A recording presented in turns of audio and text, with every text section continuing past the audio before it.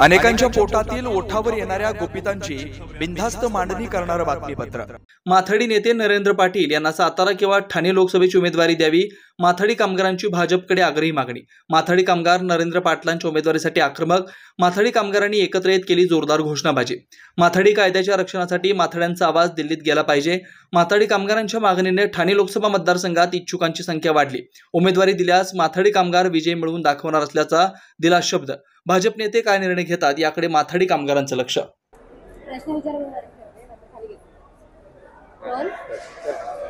Sir, नेमकं काय सांगाल? आज या ठिकाणी तुम्ही जमलेले आहात, माथाडी वर्गाची मागणी आहे, नेमकी काय आहे? माथाडी वर्गाची मागणी आज गेले कित्येक दिवस झालं भारत देशामध्ये लोकसभेचे रणशिंग फुंकलेले आहेत।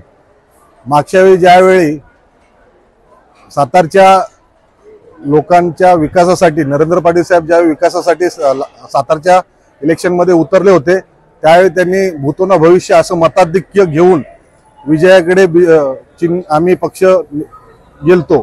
त्याच हिशोबाने आता देखील येत्या 2024च्या इलेक्शन मध्ये अबकी बार 200 पारच्या अबकी बार 400 पारच्या नाऱ्यामध्ये माथाडी कामगार देखील सहभागी होऊन आम्ही सातारा लोकसभा व ठाणे लोकसभेमधून कंबर कसलेली आहे।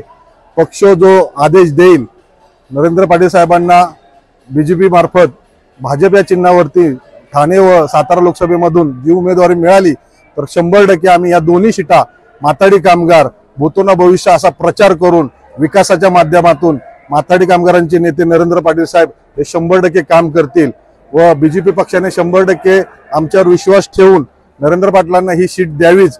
कारण की माथाडी कायद्यासाठी व माथाडी कामगारांच्या हक्कासाठी लढणारा नेता व सामान्य कामगारांसाठी व लोकांसाठी जनतेच्या हक्काला कायमस्वरूपी धावून जाणारा नेता नरेंद्र अण्णासाहेब पाटील हे लोकसभेमध्ये गेलेच पाहिजे, हे तमाम माथाडी कामगारांची इच्छा आहे। बेधडक निर्भीड बिनधास्त मांडणी करणारा खबऱ्या लाईव्ह।